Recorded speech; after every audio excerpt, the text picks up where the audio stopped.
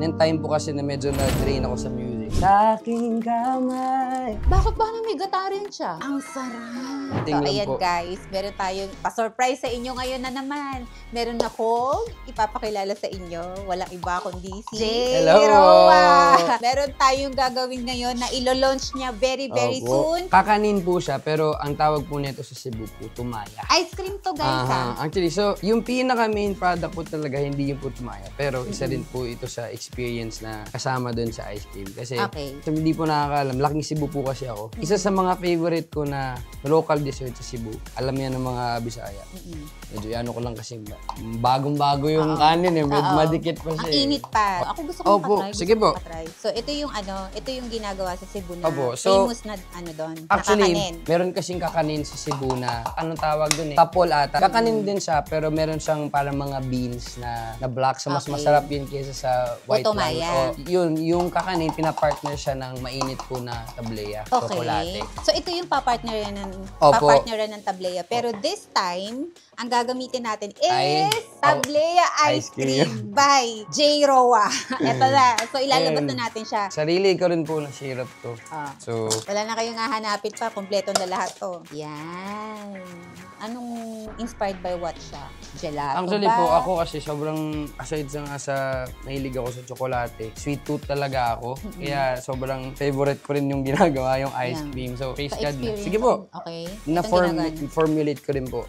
Actually, kasi sobrang hilig ko sa ice cream. Gelato, tsaka dirty ice cream. Halos na-try ko na halos lahat ng ice cream. Pero ito, pinag-combine siya ng everything na favorite natin dito sa Kasi sobrang rin po ako, sobrang blessed ako na itong ice cream na to, talagang ako po mismo talaga yung nag-formulate nung ako. So, very special Siya mismo ang nag-formulate, hindi siya nagpa-R&D sa iba. Siya lang talaga to. Dalawa pala yung flavors natin. Okay. This one, anong flavor? Yan po ay vanilla coco ang tawag ko sa kanya. So, vanilla ice cream siya, pero mas... Coconut. Yung coconut niya. Yung coconut milk. So, technically po, para din siyang ice cream version ng mango sticky rice. So, dalawa pala siya. Dalawang flavor yung ipapakita natin ngayon. Sorry guys, kami lang muna makakatikim. Pero sabi ko na sa inyo, di ba? Chance nyo na para maging reseller kayo ni J. Roa. So, ito na. Pag ni-launch to, alam ko, blockbuster to. God's grace Definitely. Po. By God's grace. By God's grace. Ito na yun. Ito na yun.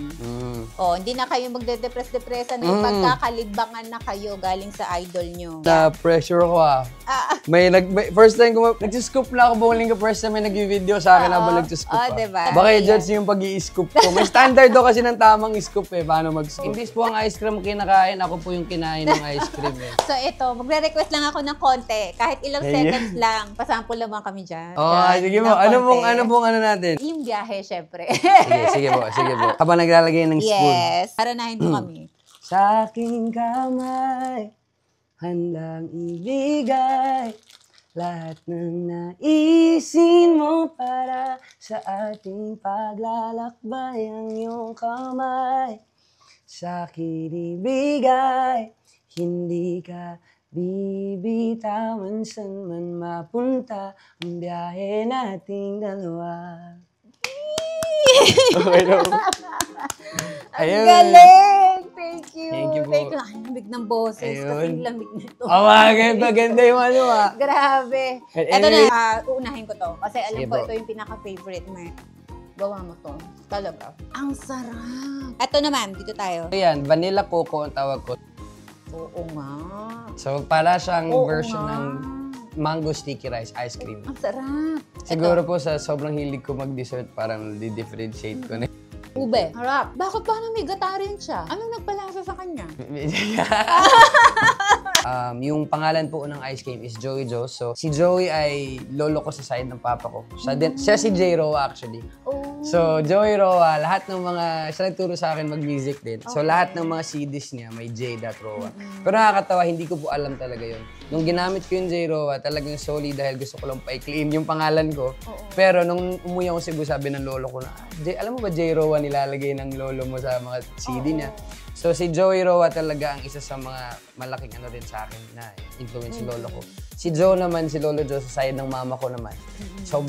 Pares lolo ko sobrang close ko. And it just so happened, hindi naman sila hindi sila gumagawa ng food or ice cream. Pero I just wanted to create a business that tribute sa dalawang influence ko rin talaga. Thank you, John, ha? Thank you Sobrang po. appreciate namin itong time na binigay mo sa amin. So, eto na. Sisimulan na natin kainin to. So far, hindi natin ma-share. Sana maitagos man lang natin sa mga viewers natin. Pero sa ngayon, titikman natin to. Tara, sama ka.